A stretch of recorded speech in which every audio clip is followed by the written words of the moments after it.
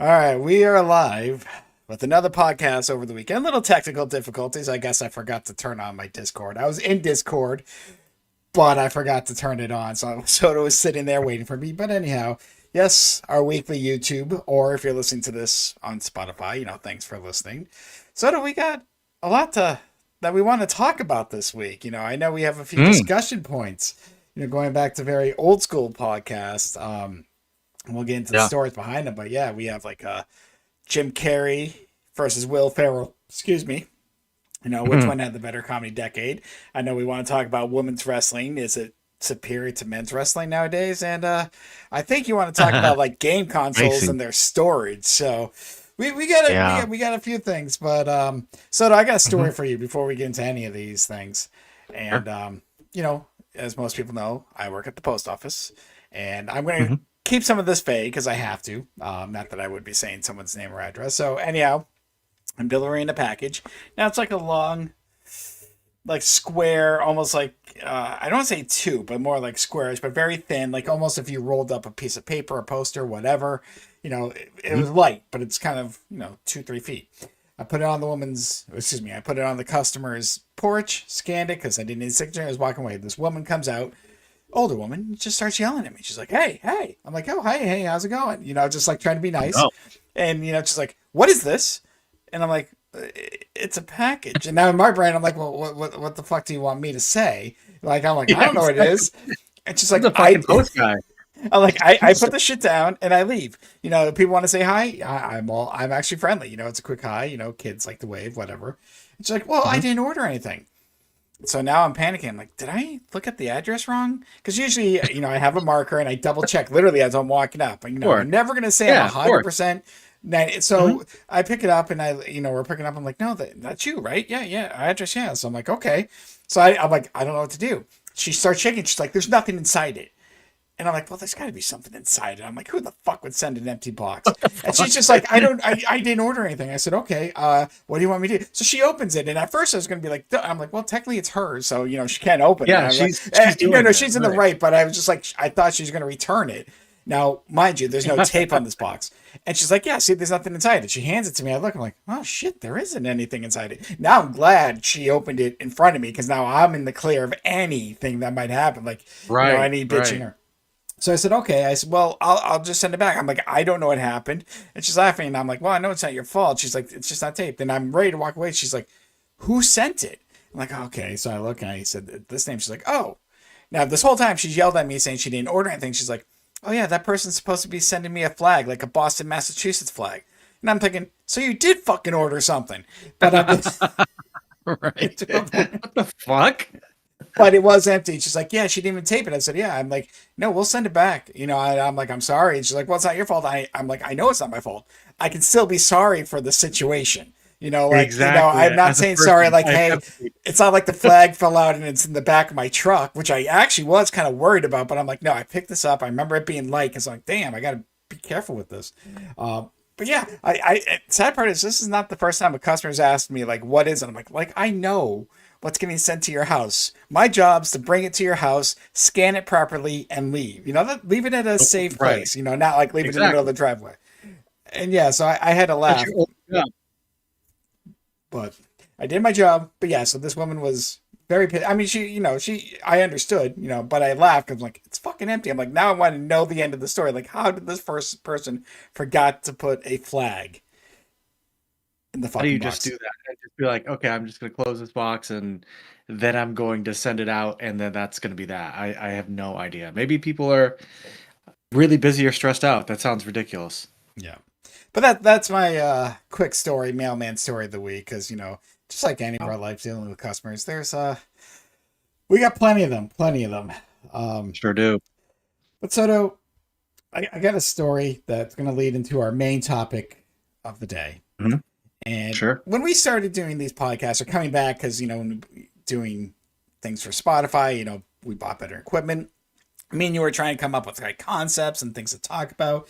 We jokingly like, what is our identity? Because we're like, we fucking don't know. We don't even have a title for the show, so I mean, it's just basically our nails, but it's like no theme. It's just under comedy. I know we gear towards movies because that's our wheelhouse and video games and whatnot. But I'm like, I like the again, I call it beer talk. You know, you're out with a friend to a bar, you talk about whatever, debate whatever. But we've talked about doing fun little movie debates. You know, like maybe a director's best movie. Talk about Mhm. first movies, but things we've talked about from time to time, and just mentioned was like Jim Carrey coming out in the 1990s and maybe having the best decade ever. Like he just came out Yeah. swinging. And we didn't Mhm. know what to do with this. And I was like, all right, whatever. I'm like, maybe like him versus Adam Sandler. And we talked about like Schwarzenegger versus, just there's so many things out there.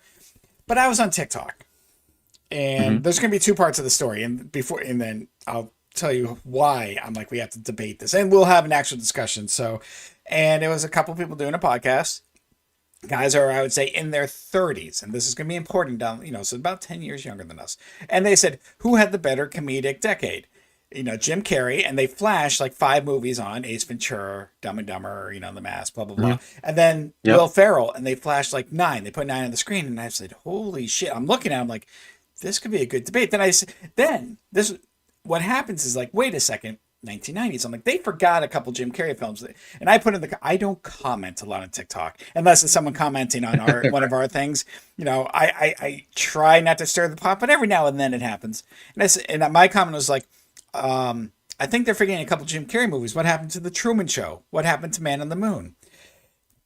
And I say that because then obviously someone had to friggin' respond.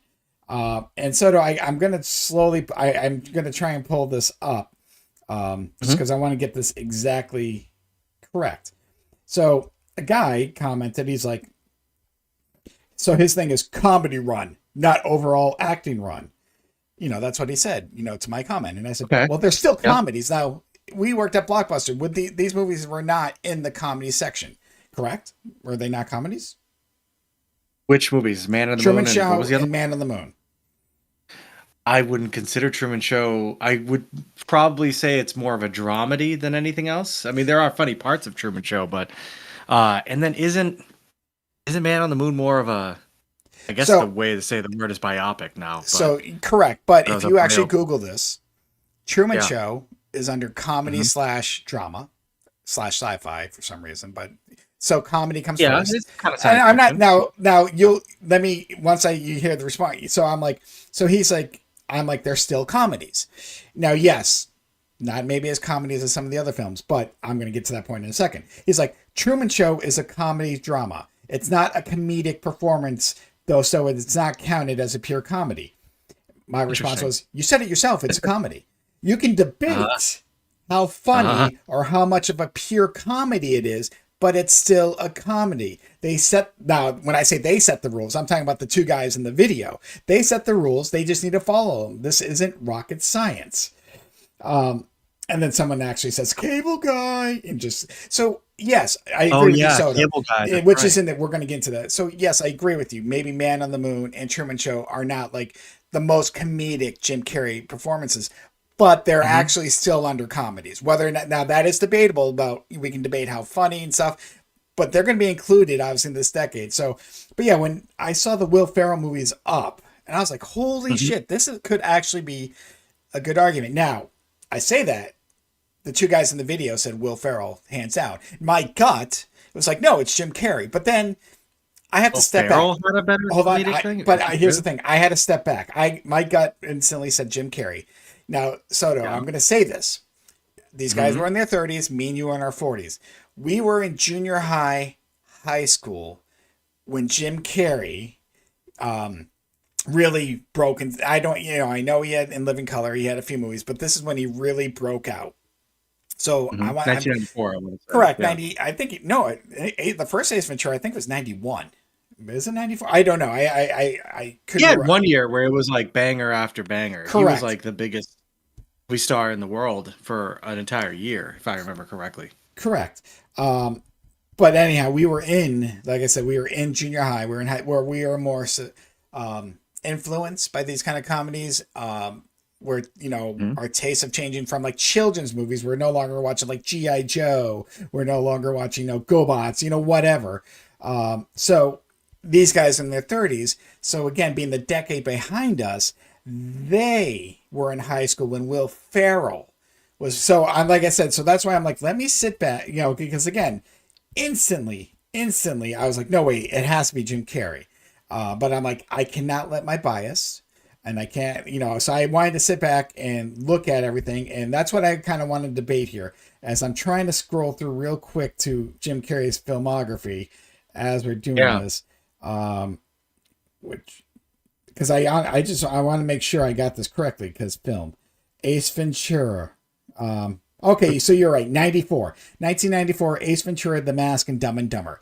That's a hell of a year. That's a hell of a year, and that was a hell of a start. So when we say decade, Yeah. we could have done like his first 10 years, and I'm gonna just say we said our rules are 1990s Jim Carrey movies versus 2000 Will Ferrell movies. I'm just trying to keep it simple. We can maybe look at the full Sure. decade, but I'm just like, you know what? 90s versus 2000. So, Soto, let me list off the Jim Carrey movies first, as we just mentioned. Yeah. So he's got 9. Ace Ventura, Mm-hmm. The Mask, Dumb Mm-hmm. and Dumber, Batman Yep. Forever. I almost wanted to leave Batman Forever off the list, but he played the Riddler, and that's more of a He's comedic the role. best part of that movie. And so I'm He's the like, best part. he was one of the top bills. So I'm like, you know what? I don't think this changes things, but I'm like, I'm going to throw this in there. Ace Ventura, When Nature Calls, The Cable Guy, Hilarious. Liar Liar, Love Liar Liar. The Truman Show, and Man on the Moon. There was also Simon Birch, which I'm actually excluding more or less because he wasn't the star. And that was actually a pure drama. That was not a drama. I mean, we can talk about it if you want, and if people want to debate it. That was 1998, 99. But Jim Carrey wasn't sorry. He was actually like fourth or fifth bill, so it's there. Now, let me get to the Will Ferrell movies. Now, Will Ferrell has more. So this might be a very big thing of quantity, quality, and I know it's opinion, but Will Ferrell, again, just in the 2000s, he had Old School. He had Elf. He was part of it. Well, no, Elf Luke is Wilson. classic. It goes Luke Wilson, then Vince Vaughn. If you look at billing, so I add Old School. And he's fucking Frank the Tank in Old School. I mean, he has a great role in Old School. I mean, he gets shot in the throat with a tranquilizer, and he's great in the whole entire thing. But yeah, go ahead. And Elf is a classic Christmas movie. Correct. He owns that. That gets played every year at Christmas. It's fantastic. But And go ahead. no, Old School, Elf, Anchorman, Oh, great. Yep, iconic. Bewitched, Kicking and Screaming, Stranger Than Fiction, Great movie. Underrated. Talladega Nights. Really funny. Grew on me a lot, actually. Same. And this was one I did. I wasn't going to add, but again, this could be comedy, family comedy. I'm just going to throw it out there. I don't think it'll be much of a discussion, but kind of like Batman Forever, it is. And Curious George. Now it is animated, but he's the voice of the man in the yellow hat. So I'm like, all right, I'm just throwing that in there just because it is part of it. But however we debate this, then Blades of Glory, Semi Pro. Yeah.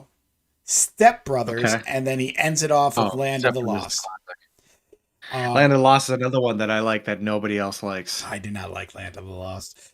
I thought it because I like Danny McBride and everything that he's in. Whatever he's in, he makes me laugh. I just love his whole approach. That says nothing about Will Ferrell, but Correct. I'll be honest with you. Hearing these 2 decades, I know we'll get into it. I thought it would be a lot closer of a debate than I thought it was going to be. Well, what is your initial thoughts?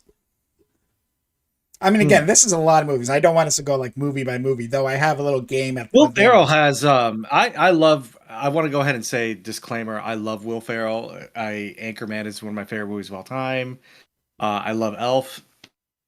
Stranger in Fiction is again underrated, and nobody talks about how good that movie is. But he has a lot more misses than Jim Carrey does in that time frame. He may have more quantity, but he may have more kind of movies. He's very quotable. He's very much himself. Although in fiction, he does have a little bit of range, and I know he's been in other drama things, and he is good in other things outside that decade too. I know we're just limiting it to that, but to me, Jim Carrey's run is just a little bit more solid. I think. The only time Jim Carrey's first kind of road bump in that filmography was Cable Guy, which people were kind of he was on a high. He was making $20 million a film. Correct. He was, for an entire year, and for like a couple years, maybe he was like the biggest movie star in the world, and it culminated with him getting into Batman Forever with Val Kilmer, and I think Nicole Kidman was in that too. Yes. Yes. And Yes. he peaked right around that time, and he was huge. Um, Will Ferrell, as much as I like Will Ferrell, like I consider him to be, and just talking to other people as well, he's kind of an acquired taste. Not everybody likes Will Ferrell. The cheerleader thing, I know plenty of people that hate that cheerleader skit. I know you love it, and I know you get. I love it now. That was a couple's costume we did one year. It just, yeah. I mean, But when they first started doing that at Saturday Night Live, that was like people were like, "Oh man, Saturday Night Live is like going in the tank. It's unfunny," because it was like post the Sandler, Chris Farley kind of years that I think are still the golden years of SNL. But Will Ferrell kind of had to grow on everybody, and I think Anchorman, as beloved as that movie is to me right now, that's another movie that had to like kind of grow. I know Sarah didn't like Will Ferrell like when we first started dating, and then she saw Anchorman and it grew on her. But Jim Carrey was a bona fide like fucking movie star, and was basically a force of nature.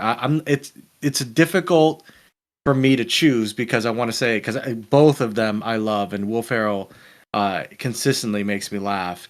But I do have to give the edge to Jim Carrey here. I'm not. This is me being objective because it's not a matter of like, oh, I grew up in some influence. Like I've seen all these guys' movies, especially Will Ferrell probably more recently. The Other Guys is one of my favorite movies of all time too, with him and Mark Wahlberg. That's also a 2010 really funny that movie. just missed out.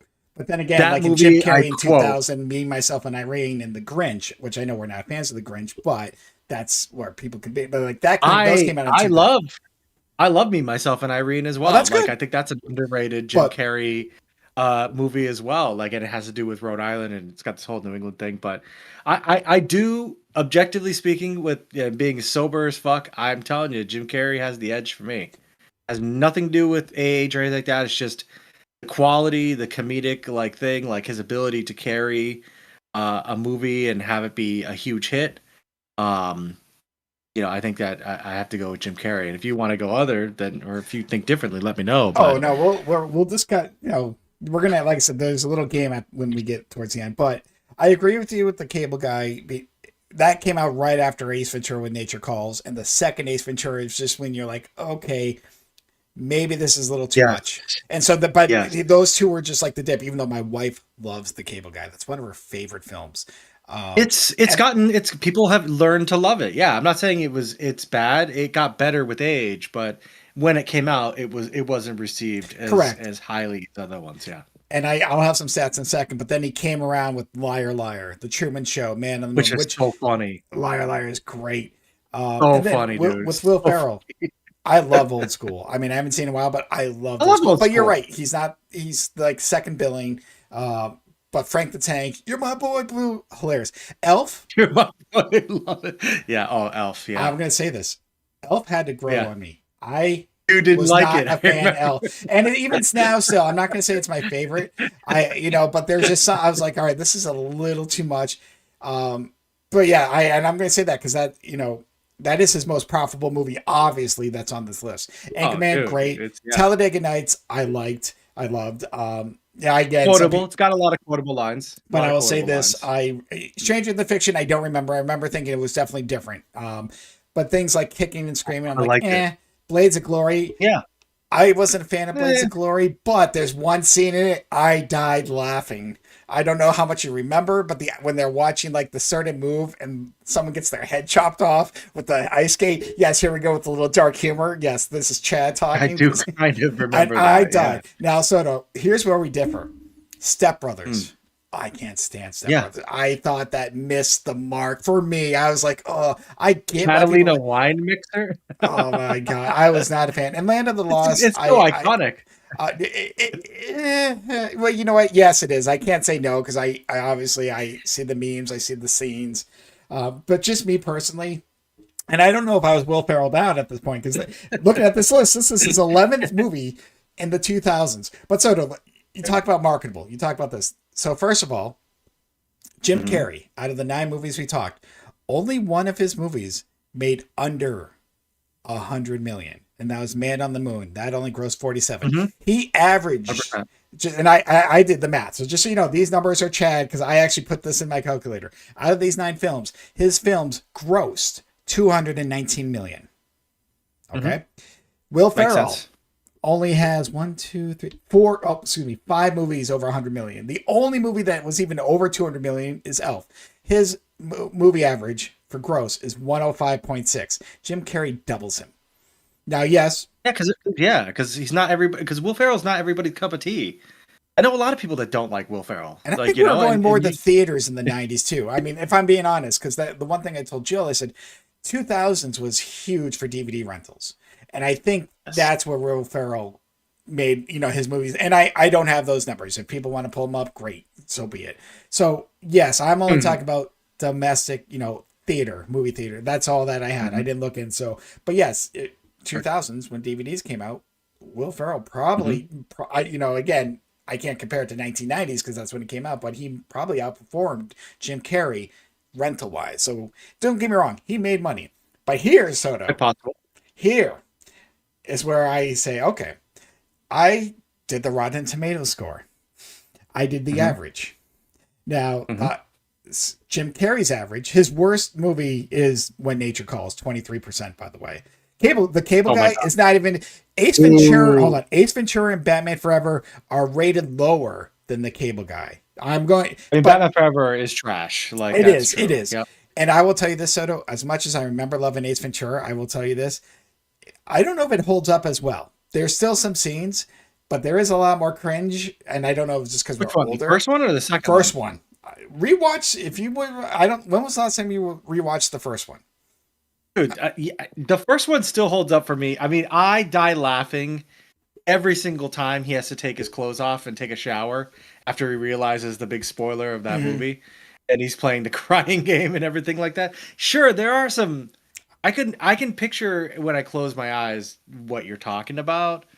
Um but just like he has the ability to carry Oh movies God, yeah. that are not that great. Like I mean we watched fucking Once Bitten and I've seen Once Bitten twice now in the last couple years, which is strange. But the only reason that movie works is because he's in it, Mm-hmm. and that is I go back to my original point is that he was a bona fide movie star, Yes. like not just like the best comedian, not just like really, he was the top billing fucking superstar of his time, and I don't think outside of Elf, which is like timeless and Will Ferrell will now always be part of Christmas.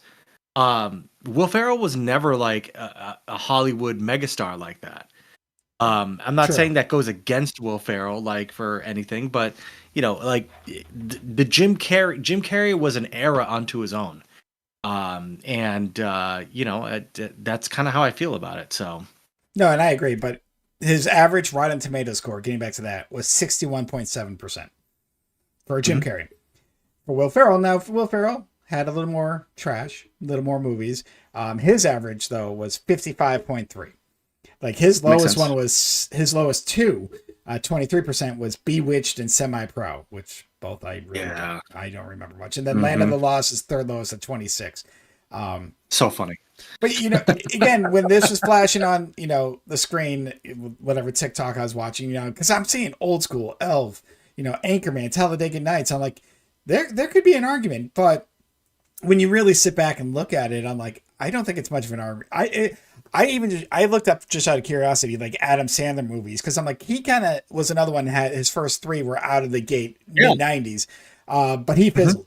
Not to say he He didn't do did. good ones afterwards, because even Jim Carrey in the 2000s, when he got more serious roles, like I know he had out there ones. I can't, Eternal Sunshine of the Spotless Eternal Mind, The Sunshine was Number great. He 23. was awesome. Number So 23. he, Yep.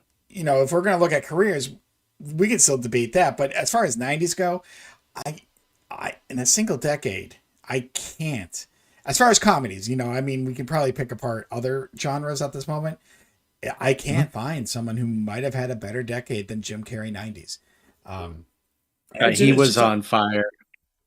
he was, And I went to the theaters to see a majority. I remember seeing Ace Ventura. I remember dying at Dumb and Dumber. I was laughing my ass off in theater. Oh, Jeff so Daniels funny. held his own, but Jim Carrey, So like, funny. it is, and a lot of his, like you said, Batman Forever. He's the Riddler. I know Robin Williams was initially slotted to play it, but Jim Carrey, I'll be honest, probably, well, for that movie, because it was more of a cartoonish. I think if they wanted to go more darker, they could have done Robin Williams. But I wasn't a fan of the Cable Guy. That's probably his only one that I didn't like. I mean, outside of Batman Forever, it is what it is. And When Nature Calls, all I remember is him getting birthed out of the rhino. That's the only scene I remember in the sequel. Iconic. Yeah, I don't know about iconic, but I will say memorable. Yeah, no, I mean, well, everybody can remember that scene from that movie. That's the only thing they remember from that movie. I remember when he got shot in the legs and he was like screaming at one leg and screaming at the other leg and being, I mean, he's Jim Carrey. Like he's got a brand. It kind of makes me want to watch the new Sonic movies too, because I know he's kind of been like revitalized in his own personal life by doing the Sonic movies, of all things. So it kind of makes me want to see that as well. But yeah, no, I mean, he was big, and maybe to your point, you're right. Will Ferrell, got hurt by the fact people didn't go to movies as much, but and maybe in the mid '90s, obviously 1994, we were far away from cell phones and fucking internet. Correct. All we had was going out. Remember that? We just went out. Yeah. Yeah, word of mouth with friends. Yeah, like that was your internet, was like just hearsay that you heard, or magazines, like entertainment magazines. Oh, I used to get Entertainment Weekly. Yeah, you could buy those, and like that's how you would find out, shit that was coming out. Like shit would be on the cover. I remember Star Wars being on the cover and things of that nature. So, yeah, no, I think it's a perfectly fine debate and a comparison. But like you just said, it's like once you get into the nitty gritty of it, it's pretty clear that Jim Carrey has an edge. So before we end this discussion, I know I did a gut check with you last week, and we're gonna kind of do a quick one. I arranged the 9 movies of Jim Carrey in order of how much it made at the box office, and I took Will Ferrell's top 9. I took out Curious George. I did take that out. Top 9, and I'm gonna give us a comparison. 2 movies, and you just gut which one's better, Will Ferrell or Jim Carrey. Okay, simple enough. Yep. And this is how we're going to decide it. So the first one, believe it or not, I did not realize this. So this is the top grossing movie for both people: The Mask versus Elf. Which one's better? Oh God, I have to say Elf. I agree with you. Right. All right. Even though I will say this though. Okay. Cameron Diaz is so smoking fucking hot in the first Mask. It should be illegal. I just want to say that Cameron Diaz was peak Cameron Diaz in The Mask. But that's her first film. Elf is, oh my God, she was so hot, dude. Oh my fucking, I had such a crush on Cameron Diaz. Oh my God, Jim Carrey, you lucky man. So long. Oh my God, she was fucking amazing. But outside Jim Carrey, it's like, it's all right. I mean, I understand why it was a hit, but I like Elf. Like, I like Elf. I watch it every fucking year. Elf is Christmas to me. I don't remember the last time I saw The Mask. So there's my explanation. No, and I actually agree with you. Like I said, Elf grew on me. Again, I remember more of the Jim Carrey lines, smoking, but I don't remember much of the movie, outside him putting on the mask, blah, blah, blah. I do it's one of those movies like I kind of want to see again, just because it's been so long, because I think I've seen it. I saw it in theaters, and I may have seen it once at home. I just think there's so much other things coming out, but I agree with you. Elf, for most people, it's Christmas. It's great. It's one of the peak Christmas movies now, but so we agree. One point, Will Ferrell. This might be the only time Will Ferrell has a lead, but all right. So next one, Batman Forever versus Talladega Nights. Oh my God, Talladega Nights, dude. Like, Batman Forever sucks ass. Talladega Nights at least is funny, and it's just like shake and bake, baby, shake and bake. I mean, it's not, Talladega Nights is not perfect by any means, but there are some laugh out loud fucking moments. Yeah, and I mean, Will Ferrell has the best ability to make me laugh. So when him and Sacha Baron Cohen, excuse me, obviously at the end their cars explode, blah blah blah, and they just foot race it. Like it's so stupid, but I enjoyed Talladega Nights. I think a lot more than I thought I would. And I don't know why. I was just like, yeah, we'll see it. It seems like a stupid concept. This seems, and I did. I actually like Talladega Nights. So I agree with you. So Will Ferrell's up 2-0. Okay. Next matchup: Nice. Liar Liar versus Blades of Glory. Oh my God, Liar Liar. Like, Liar Liar is, I mean, I still say the goddamn pen is blue all the time. I write with the blue pen. It's like the goddamn pen is blue. I'm kicking my ass. Oh my God. I mean, it's a wholesome family movie. Jennifer Tilly's in it. And it was like kind of like he came back to like what he was doing, but it's perfect. I love Liar Liar. I'd watch that movie if it was on anytime. Yeah, no, it's one of his best. I mean, especially because I think this is when he was getting out of the slap. Well, even though he had some slapstick in it, there was a little bit more heart, I think, in Liar Liar than some of the earlier films. Because but I agree. I 100% agree with you. Liar Liar way better than Blades of Glory. So Will Ferrell's up 2-1. All right, the next one: The Truman Show versus Bewitched. I think it's pretty easy here. I know. I have my answers written. I haven't even seen Bewitched. I have zero interest in seeing Bewitched. I know he plays the dude in it, but I mean, Truman Show is a legendary film. It's done so well. It's got great performances. It's fantastic. That was his like real first kind of like, hey, I'm not just a comedian. I can do drama, and I'm pretty good at it too. I mean, yeah, because if you look at the order, what Liar Liar, Truman Show, The Man on the Moon, and I think that was his turning where he's like, I can still do some comedies, but he can do serious too, especially like you said, The Truman Show.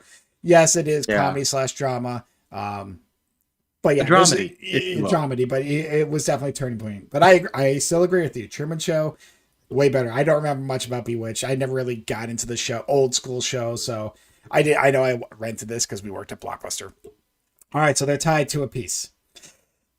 All right, I have the easy answer for this next one, but now that we've talked, I don't know if it's easy for you, so this is going to be interesting. Dumb and Dumber versus Step Brothers. This is easy for me. It's Dumb and Dumber. All right, I love Step Brothers. No, I love Step Brothers. I do. I like Will Ferrell, right? And so he's in a lot of dumb movies. Like we talked about Land of the Lost, and you're like, that's not fun. If he's in it and it's Danny McBride, it makes me laugh. But Dumb and Dumber, dude, like I wore that VHS out too. That and Happy Gilmore. Oh God, yeah. I wore that shit out during that time. And Dumb and Dumber, when I was younger, man, there were some scenes in there that like I would be crying with laughter, watching it. And even watching it now, I can specifically think of certain moments. But there was a summer where I just wore that fucking VHS out. No, I 100% agree. Dumb and Dumber is a classic. I mean, again, one of his. I've said this probably a few times. Just one of his best. It doesn't get old. And like I said, Jeff Daniels holds his own. The dead pet bird. Oh my God. Oh my God. I know. It's like Pretty Bird. Pretty Bird. I just thought it was like, quiet. Our pets' heads are falling off. Samsonite. I took care of it. I took care of it. Gives this fucking dead bird his poor blind kid. Who I think is Haley Joel Osment, right? Like if I'm remembering it correctly. Maybe. You know what? You could be right, but I'm not 100% sure. Because this came out right after Forrest Gump, so I feel like you know what? You could be right. I don't know. All right, so Jim Carrey's winning 3-2 in just our quick head-to-head battles. Second one, Ace Ventura 2, When Nature Calls versus Anchorman. Yeah. I mean, Anchorman is going to take the win here. Anchorman is legendary. I quote it every day.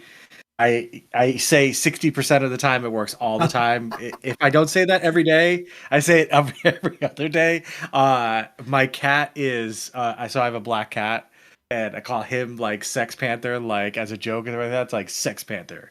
60% of the time it works all the time. It's like, I'm not gonna lie to you, Chet, that smells like pure gasoline. Like, so it's just insanely quotable. It's like, are you just pointing at are you just seeing things, just saying you love them? And then the news fight and everything, like the news teams like fighting shit. It's like, oh, don't forget about Spanish news. So I mean, like, is it dumb? But like, it's so quotable. Like, even when I drink milk, I'm like, oh, milk was a bad choice. It's a bad choice. Milk was the best. It's so hot. I don't. Yeah, Anchorman is one of my Wait, favorite yeah. comedies of all time. And yes, So, definitely and way Sarah has better a than shirt When with. Nature Calls. I mean, Yeah, just the way this, yeah. easily, yeah, easily, All right, so they're tied 3 apiece at the moment. yeah. Next one, the original, the first Ace Ventura versus Old School. Mm. Mm-mm-mm-mm-mm. I like old school a lot. So do I. This to me was the toughest choice. Honestly, Laugh because a lot at again, old but school. and I can see the debate for both. Like my wife hates Old School. Like so this is a no brainer for her. Uh, but yeah, she's like, how do we have so many of the similarities and yet have differences on certain movies? I'm like, I don't know. Oh, But Vince Vaughn is like so funny in old school. I mean, because he's Vince Vaughn, like he is in every single movie that he's in. Um, oh man, Will Ferrell has so many iconic moments in this too. I think I have to give slight edge to Ace Ventura if I'm being 100% honest. Slight edge. I lean towards Ace I agree Ventura. with you. I like I said, I It's kind of slight. I like them both. I own them both. I like them both. correct. I mean, there's nothing wrong with either. It's just Ace Ventura's Jim Carrey right out of the gate, and like you said, there is a lot of memorable parts, and it's what got him going. That was the movie that made him. Like if Ace Ventura would have bombed in theaters, he would not have had the career he had. That was, Oh, I yeah. mean, it's Cisco and possible, Ebert did but not agree with you. oh, I Cisco get and that. Ebert did No, I mean, hold on a like sec. the Where is it? movie. Ace Ventura. Hold on. Let's put it this way. Where is it? 48% on Rotten Tomatoes, and it only made 107 million. So Yeah. that again, but it's what got Made him money. there. It did. And like, I do love Old School, and I kind of want to watch it again because I don't know the last time I saw it. A lot of these movies, I'm like, I gotta watch this again. This was tough, but I think, like you said, it's slight. But I too said Ace Ventura. So all right, so we have Ace Ventura or Jim Carrey up 4-3. Next one, Mhm. The Cable Guy versus Land of the Lost. I mean, So personally, here's what I'm going to tell you right now. I'm going to give you the deciding vote because I've said this. I'm not a fan of The Cable Guy. I know if I'm for personally, I could, whatever for these two. I don't remember much of Land of the Lost. I just remember it was like meh. So as far as which one might be Land better. Loss is not. Land Loss is not great. I find it funny for specific instances, but I don't think it's a great movie. That's one of those personal movies that I like that I know is bad. Mhm. But if it's on, because it surprised me with how much I laughed during it. It was kind of like a Jumanji experience, the new Jumanji, where I went into the Jumanji movie with The Rock and I was like, this is gonna be dumb, and then it was really funny. Um, yeah, but I think I have to lean towards Cable Guy just for the medieval knights And part. I think. it's also what I circled because I feel more people memorize or know certain lines that just come out of that movie. It might not be their favorite, but they can remember Jim Carrey, as the people and Cable Guy. I think there's more memorable No, yeah. scenes, memeable scenes than, like I said, Land of the Lost. I can't remember anything. I really can't. I remember it was like kind of like the show, but but again, so you gotta remember at the times we were just renting movies and seeing so much in the 2000s working at Blockbuster. So, Yeah. all right. So technically Jim Carrey won because he already has 5, but we're going to do the last one just for the fun of it, which I think we'll both agree on anyways. Man on the Moon versus Kicking and Screaming. I mean, I didn't really like Kicking and Screaming. Neither did I mean, I've seen it a couple times, but I didn't really. It didn't. I can't even tell you what happens in it. I've even played it at Blockbuster a couple times too. So I'll have to go with Man of the Moon on this one. I agree. So Jim Carrey, 6-3. I don't feel strongly about it, but yeah. No, but it was just the matchup that happened, and like I said, kick again. Mhm. I don't. I guess it also depends, and like I said, how much of an Andy Kaufman fan you are. Because if you could care less or don't know him, Man on the Moon's going to Mhm. be boring to you. And yes, this is Jim Carrey's worst movie of the '90s as far as box office and stuff. Not Rotten Tomato score, but box office. This might have been one of his highest outside of the Truman Show. But that's it, Soto. I mean, I think we both agreed Jim Carrey had the better decade. I will say this. I did throw this on Twitter just for the hell of it, just to get opinions. And we had one comment from our good friend Mel. And she kind of went out there. I'm like, no, we're not talking in living color. We're not talking Saturday Night Live. We're not talking about like night. And I kind of had like the list. And she's like, okay, she actually chose Will Ferrell. You know, and I said, hey, if she was free, she would have joined us in the comments for this. But I did not get a full reason. But yeah, she said Will Ferrell had the better decade, and maybe that's just picks. You know, but I mean, like comedy is subjective, you it's know, and true. who makes you laugh and everything like that. Um, you know, but what you can't deny is who was bigger, and that's Jim Carrey. He just was. Whatever your preference is, it's perfectly fine and valid, and that's great. If you find kicking, screaming to be better than stuff that Jim Carrey's done, no judgment. But you know, Jim Carrey had his moment, and I could see, Will Ferrell, has had a couple moments too and stuff like that. But that's my personal preference. So everyone else is free to disagree. And maybe it might be a younger thing. I'm not sure, but it's about what makes you laugh. Because Mel thinks that Will Ferrell had a better decade, but like I said earlier, I know people that cannot fucking even stand Will Ferrell's face. Mm-hmm. Like and to go back to like the Saturday Night Live, and you were talking about how the change from Sandler in that era, people hated or maybe people loved, Yeah.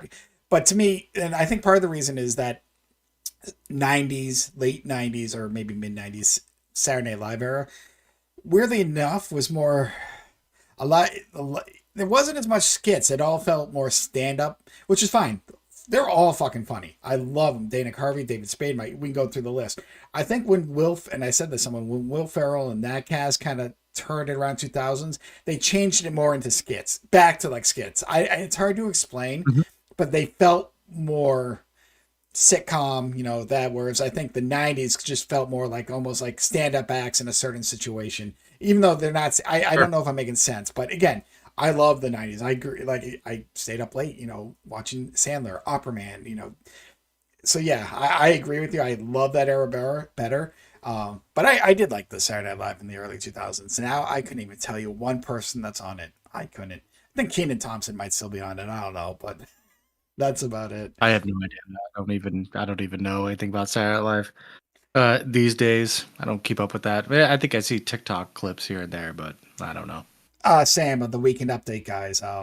Was it Colin Jost and Michael Che? I think the ones I see Mm. are when they at Christmas they write jokes for each other that they haven't seen, so it's like almost they have to read them blind.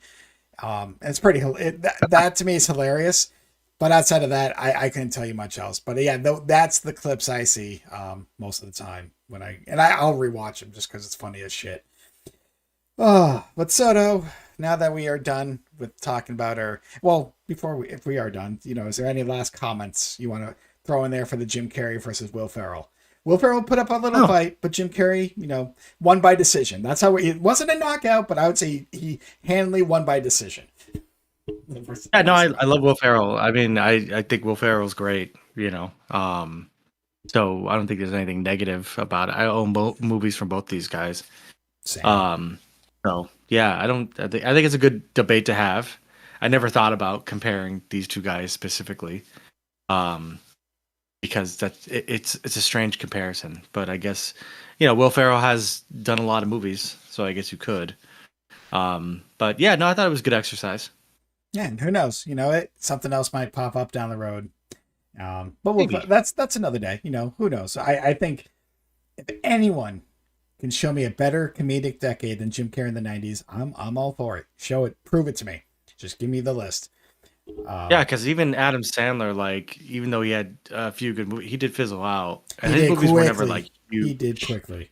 Because I did. They weren't like huge, but he's been doing movies since the mid '90s, though. He still is doing movies. Oh, correct. I mean, like I said, and even some of his 90 movies, we talk about Happy Gilmore. The second one's coming out, next week? And I'm missing Billy Madison, The Waterboy. Like, he had a string of a few good ones, but I don't know what happened after that. I don't know. I think Little a Nicky lot of was people when it kind of went down. yeah. Although my wife loves Little Nicky, I do not. 100%. Well, you know what? I never saw Little Nicky. I never saw it. I've seen it so many times, and not by choice. But when it's playing in the house, and I'm like, oh, okay, because she just loves little Nicky. Interesting. Well, so before we get Can't bear into attention. another big topic, actually, next topic, I should say, me and you saw a game that was on sale. And it's a game we've been talking about for a while. Like, hit this sheet. We need to do it. Because, you love scary games. But we ended up buying the Outlast Trials. Now, that's not Mm-hmm. what I want to talk about, though. You texted me something after you bought it. And then you almost wanted to go on a rant. So, you know what, Soto? It is rant time. What is something that you just need to get off your chest at this moment? I think we probably talked about it before. If we haven't, I don't know. It's very old I man don't think we yells at went in cloud like depth you about do, it. but Maybe off the cuff, but we can do it again. It's been a while. Go ahead. like remember when you just put a fucking game in your console and you just played it? Like you just put in Lunar or you put in Final Fantasy, and all you needed was a memory card to save it. That's all you needed. You didn't need to Yep. fucking wait 3 hours or some shit for it to download and install. And so, in the last episode, we talked about the WNBA. And that got me excited and got me wanting to play 2K25, which is free on PlayStation Plus. The only issue with that is that it's 100 fucking like 20 gajillion gigabytes. And I already have Baldur's Gate 3 on there, which is another 100 fucking gajillion big gigabytes as well. I almost said gigawatts. Wait, do watch it And once. Sorry. now I have to pick and choose what games I can play based on how much room, like, because you gave me Final Fantasy 16, I want to say. A little while Even ago, if yeah. I put the disc in, it's gonna need to install into Yep. my PlayStation. I need to have room to do it. And so when I downloaded fucking Outlast Trials, I thought it would be like a 20 gigabyte. I've not ever seen a trailer for Outlast Trials.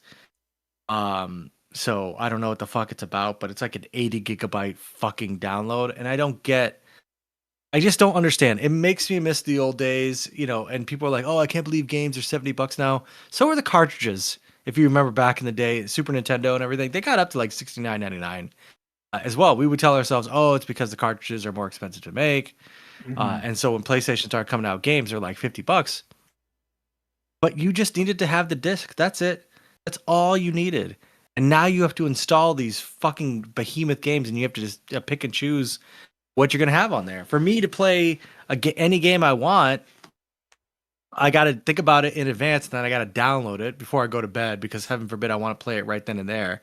And if you don't have a good internet connection, it's going to take forever for it to download, even though you own it. It's just a major pain in the balls, dude. I just can't stand. I'm probably going to have to delete 2K25 to free up some space if I want to play something else. But now it's like I really do have to.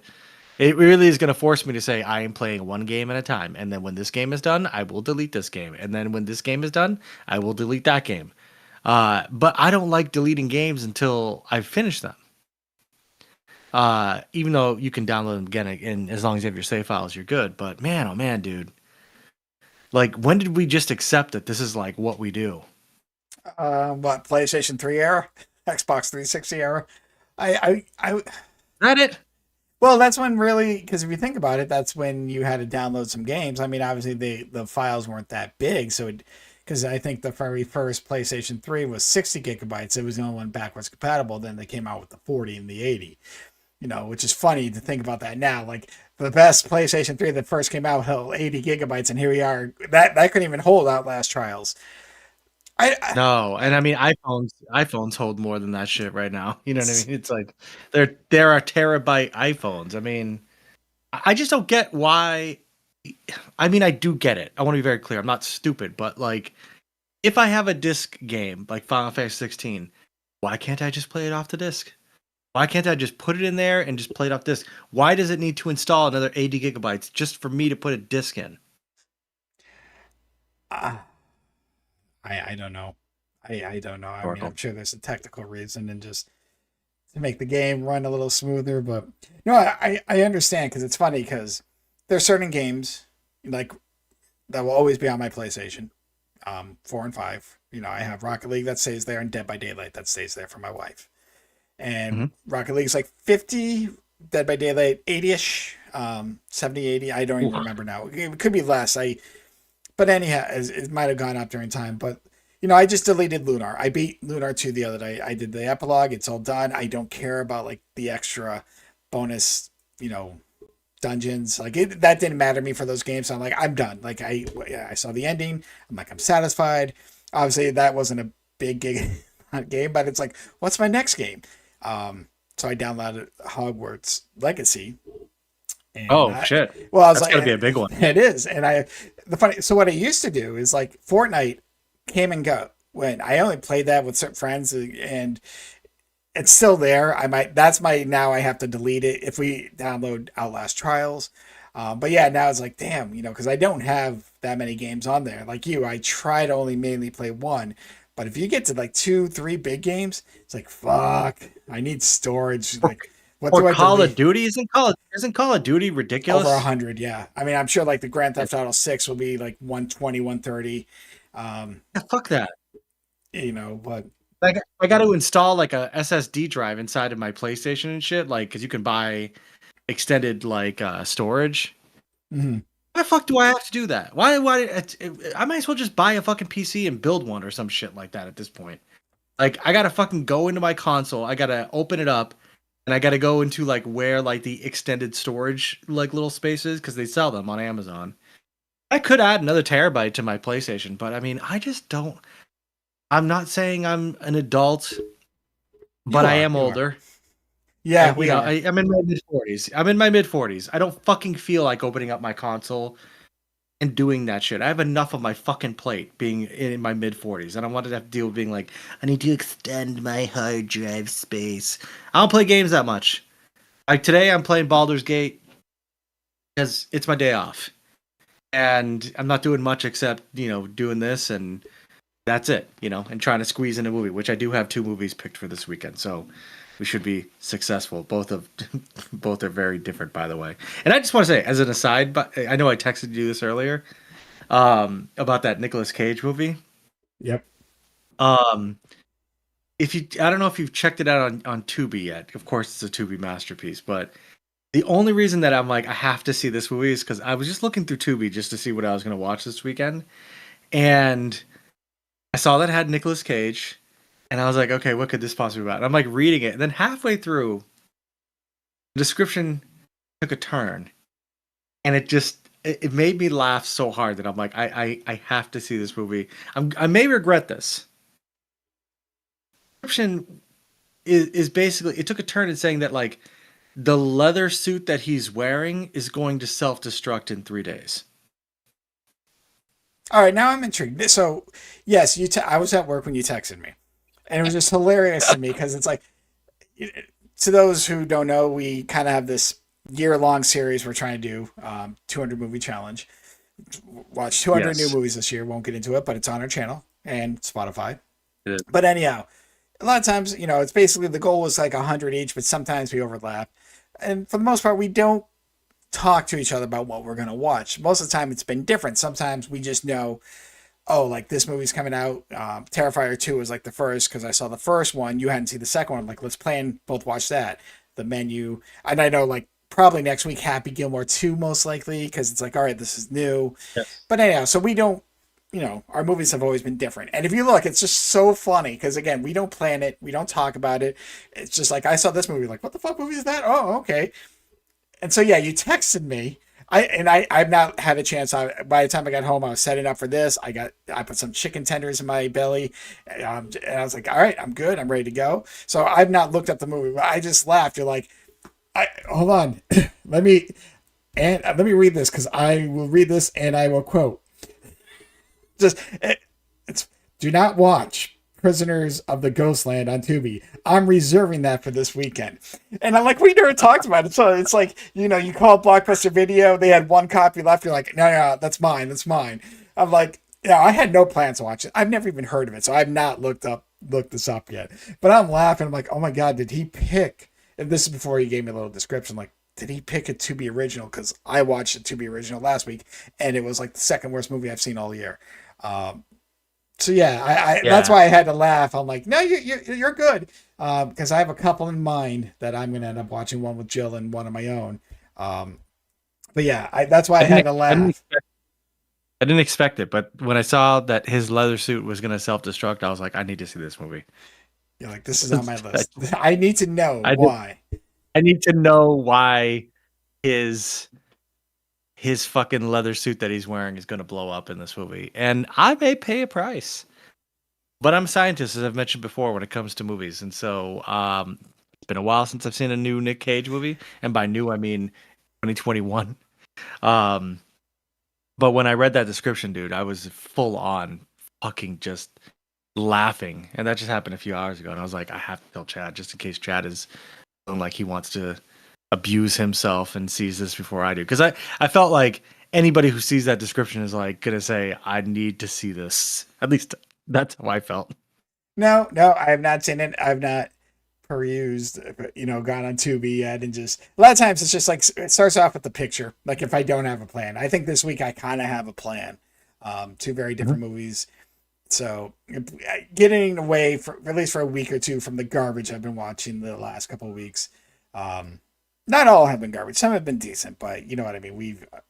I've suffered through some Tubi, so I'm like I need something decent. So we'll see. But yeah, I just laugh. I'm like, no, you can have it. It's okay. It's okay. Like I had no, like it wasn't even on my radar. Now I'm curious, because you piqued my interest just with the text alone. Like I don't know if I would have like hit play on this. I mean, it does have Nick Cage. I can't remember the last Nick Cage movie I saw. That was new. Um, I'd have to look at his He does. filmography. He does make movies. He Makes does. a lot of movies. And a lot of it's crap, and I hear the memes, see the memes, and hear the jokes. But yeah, Nick Cage, I can tell you. So no, I tell you, I cannot wait to hear about this on Thursday. So, It's gonna happen. It's oh, gonna happen I this know. weekend. So I'll let you know. So I don't know. That was a tangent. I'm sorry, but Oh, it's I felt okay. that I had to. I had to. So. No, I appreciate it. Thanks for the forewarning, because now I know to kind of stay away from it. But it's okay with Oh, you. you'll hear all about it on Oh, Thursday. but so to this past weekend, this past Sunday actually, well, Saturday and Sunday, they had a couple wrestling events. You Yeah, didn't care for a Saturday Night Main Event, but you ended up watching um, Evolution, which is the I second did. time they've done the women's pay per view. Because I think the first time was like 2018, 2019, when Ronda Oh, so Rousey. it's not yearly.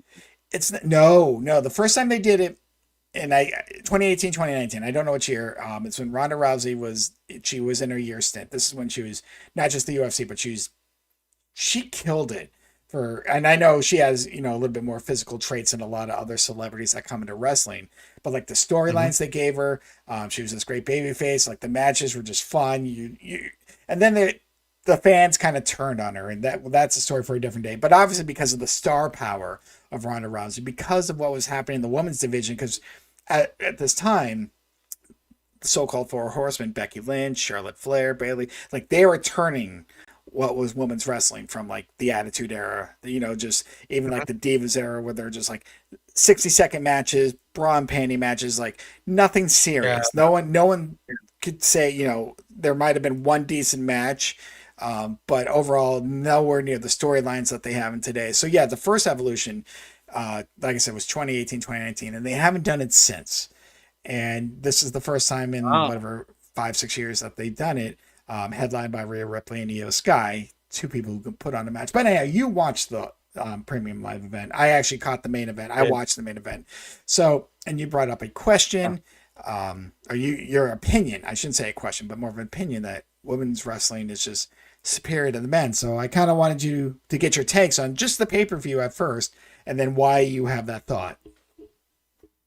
Well, the pay per view was just. I thought it was well paced. It had a banger of an opening match, and then that momentum kind of continued through too. I like obviously what Jade Cargill is doing. There was a Naomi match there too, and then the battle royale I thought or was done really well. The battle royal, and then the Io Sky and Rhea Ripley match was just phenomenal. Um, people bandied it about saying that it's probably the best PLE of the year for WWE. For me, it's the most entertaining. I mean, I think the thing that I love the most about the women's division of WWE is just how focused it is on speed and pace, it's way better paced out than the male product is right now. I think the male product to me, I'm not really feeling this John Cena run thing, and I don't really feel the heat with Cody Rhodes and all that crap. I know they just fought each other yesterday. I don't find John Cena to be interesting at all. I didn't follow the John Cena run. I missed that whole thing, but that whole heel turn thing to me has been boring as fuck. And I think Gunther, as much as I like Gunther, I think he's slow as fuck too. And nothing is interesting to me about Goldberg and Gunther going against each other and at all. I think probably the male wrestler that I like the most right now was probably Kevin Owens, but then he got injured. I like Roman Reigns, but Roman Reigns isn't like anywhere anymore. And then Cody Rhodes kind of took a hiatus after he lost to Cena. But the female wrestlers, it's like about I know the stories are there, but the spots are just fantastic. They're truly fucking amazing, and they're great. And the drama, the near kickouts, everything, or the near pins. I just found it to be exciting. And when Naomi cashed in too, it was just the cherry on top of that PLE. So, as far as I've only been watching wrestling since when, like January, probably before that. I definitely think the Royal Rumble was my first one that I started getting. When did Monday Night Raw premiere on Netflix? That's when I started watching it, Yeah, right? that had been, I think, December.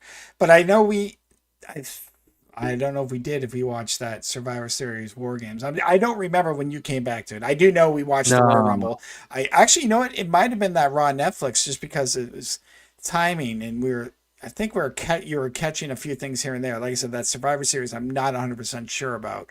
Um, Actually, yeah, no, because that was Elimination Chamber. Now that I think about that spot, so yeah, I would say the Royal this year is when you've really come around. Like I think we watched a couple things last year, and there was some we were talking about it here and there. Because I think the idea was we were watching old school Royal Rumbles, and I was like, yeah, there's a men's and a women's. You're like, wait, there's a women's Royal Rumble, which blew your Yeah. fucking mind. I'm like, oh yeah, they've been I was like, doing there's that many? Like, there's what the that fuck? many. Uh, Especially because they bring someone from the past. But yeah, so definitely I would say this year has been as when you've shown interest or been watching. So yeah, and it was Evolution was. I thought it was a yearly thing. I have no idea, but I was incredibly entertained. I thought it was well done. And I'm looking forward to it. We got what something in Paris going on. Is that before SummerSlam? Clash in Paris. I think SummerSlam is. You know what? I could be wrong. I know SummerSlam is August 2nd and 3rd. It's the first time they're doing the two night. I'm kind of looking up. Yeah, so the Clash in Paris is end of August. So SummerSlam's first, Oh, okay. Gotcha, yeah, next gotcha. will be the Clash in Paris because now they've been doing. I know they had overseas. I know they had. I don't. What was it? I think Berlin might have been one. I know they had one in Australia that Rhea Ripley headline because obviously it's her home country. Hmm. So yeah, they've done the Clash and whatever. They've gone to different countries. I don't know. So it's usually a big event. Obviously, just because fans overseas can watch it and they're just a different feel to it. I mean, it's like soccer games. Like I don't follow soccer, but if you see when the stadium's getting into it, I don't know, like the quick clips, like you can just feel like some of those moments. So, but no, I agree with you. I think they've just been paying more attention to women's wrestling, and they've been putting more storylines, not just one storyline. Because I think it's mentioned it, or they said past WrestleMania when I think it was Jade versus Naomi.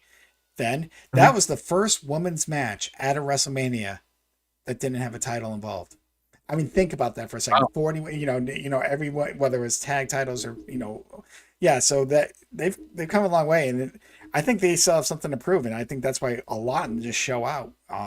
And Rhea Ripley's leading the charge, and yeah, I don't know. There's a lot of quality there. That's a good. I mean, some are Well, better the than product others, is great. but The product is great. The product is awesome.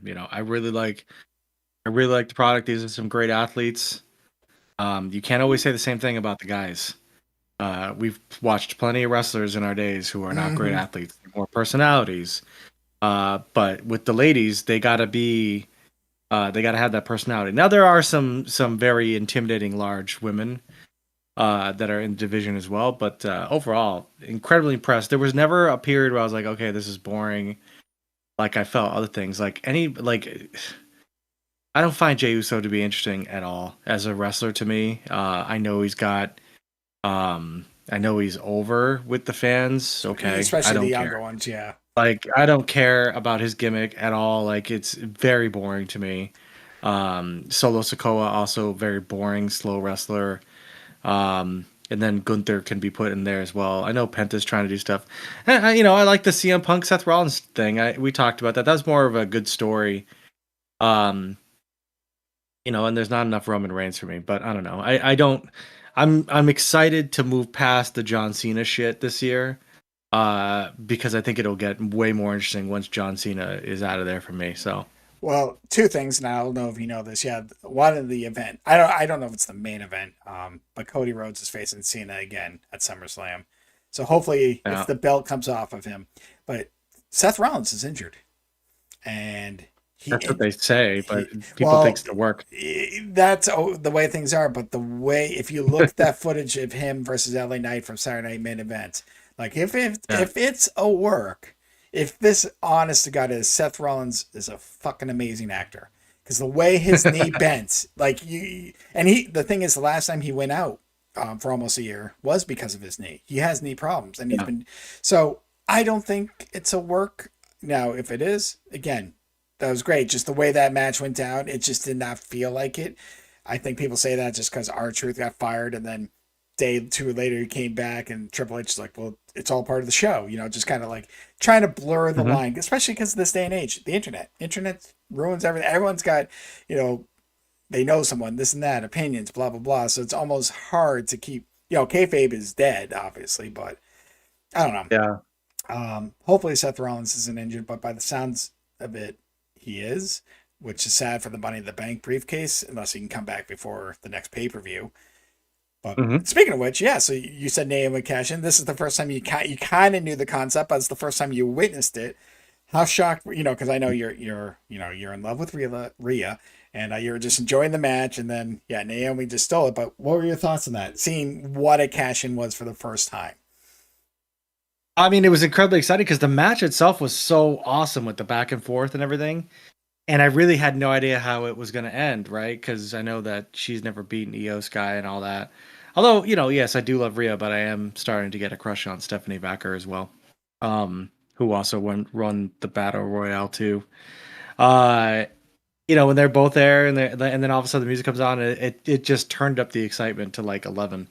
And it was really awesome. It was really great and just a very satisfying way to end the PLE too. I just felt like it was a lot of the things that piss me off at wrestling is when it's predictable because I've seen wrestling for so many years and a lot of things are kind of redone. But I felt it was done in such a way that it was actually surprising to me, and I like being surprised during these events. So, but I thought very positive. And the most positive ending for me of a PLE that I've seen this year in the last 6 months that I've been watching wrestling again after not watching it for 25 years.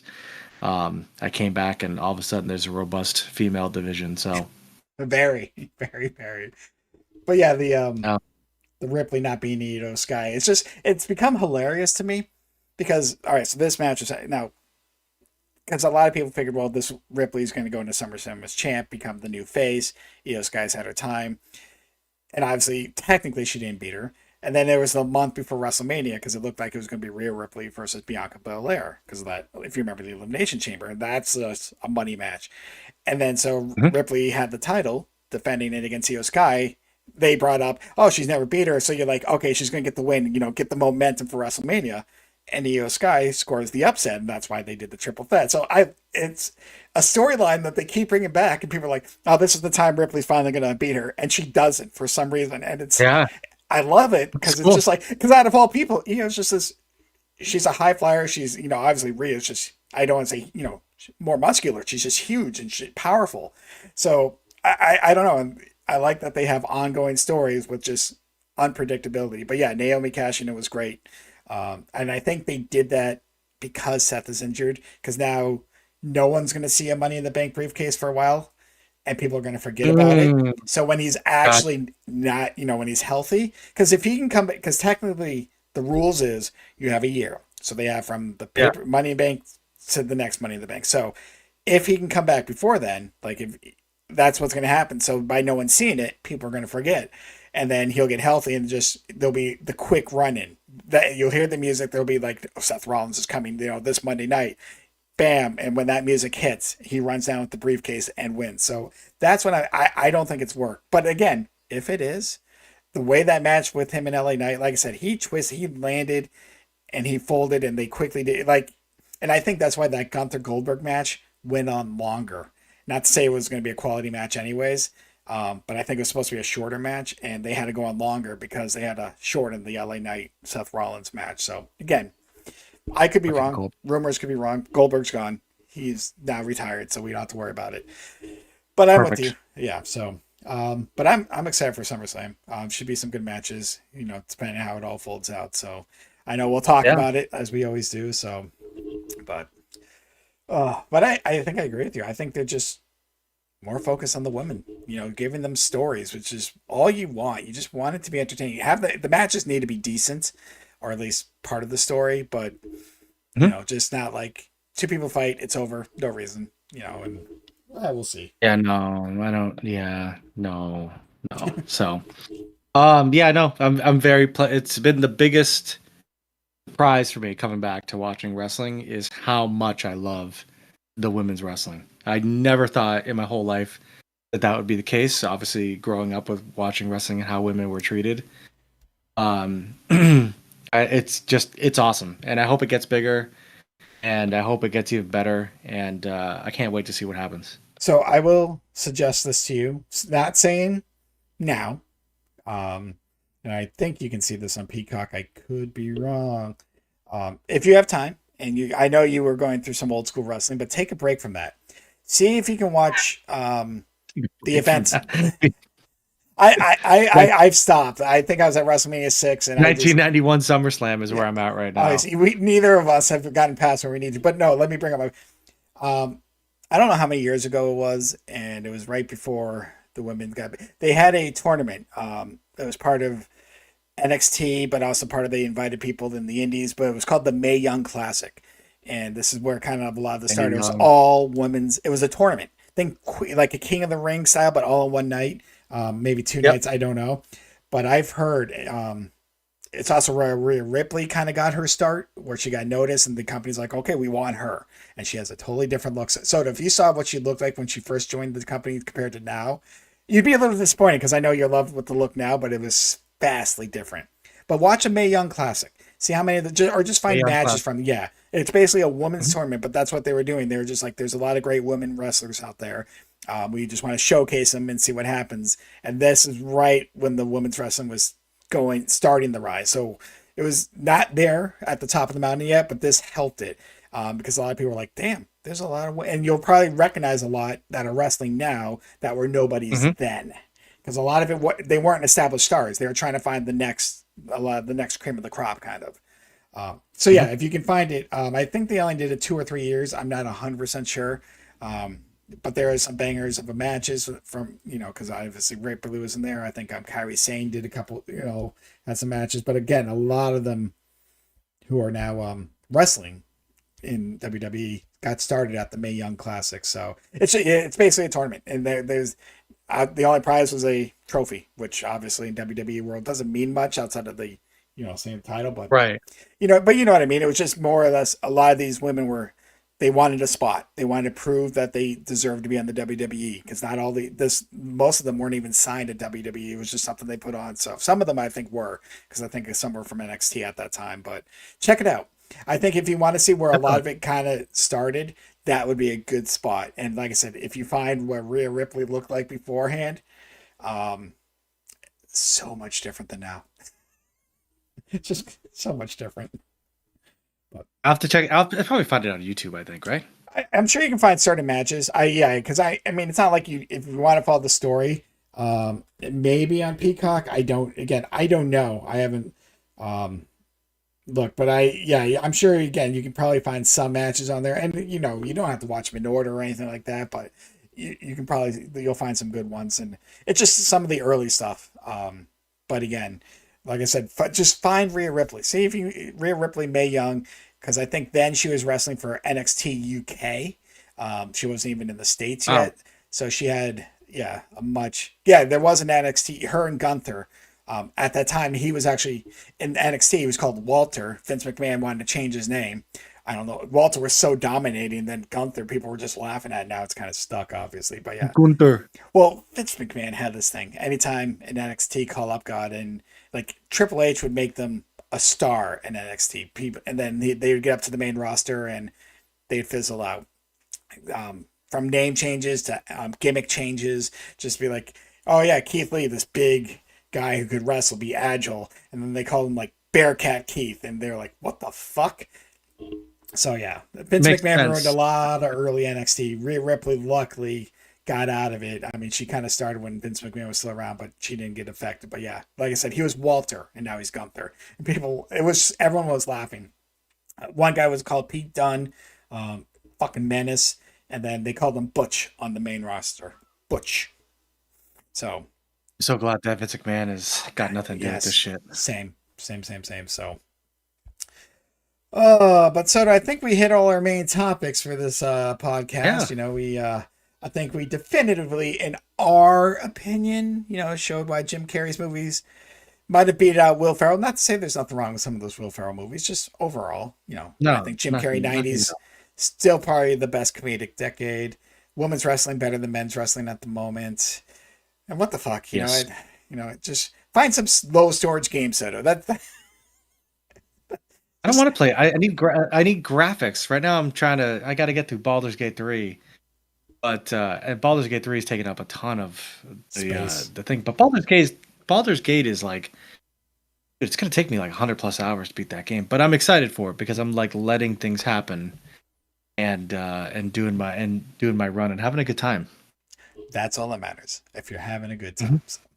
That's And we it. had a good time. Another talk, so if you're listening to this on YouTube, thank you. Give us any comments, any future topics, we'll debate it. And if you're listening to this on Spotify, thank you, because we barely get listeners there. But you know what? We just keep popping them on. You never know. One day, I maybe never know. someone will listen. Soto, someone could be listening to us. They might be. There's a good chance they are. I'm not sure they are. I Nobody doubt it, has but been able to identify the grand prize yet. So I stay forgot what tuned. video that was even on. Like, oh So you know what? Hunt for it, everybody. But in one of these videos, there's a prize to be won. and timestamp Good it. luck. I need the timestamp because I need proof so I can tell Soto. Yes. So Yes. anyhow, no, thanks for listening to us as usual. We had a great time. We will be back again next week. I don't know what we will be discussing, but I'm sure it's just going to be nonsense because that's what we do. We love it. So, but Absolutely. have a good week, people, and we will talk to you later.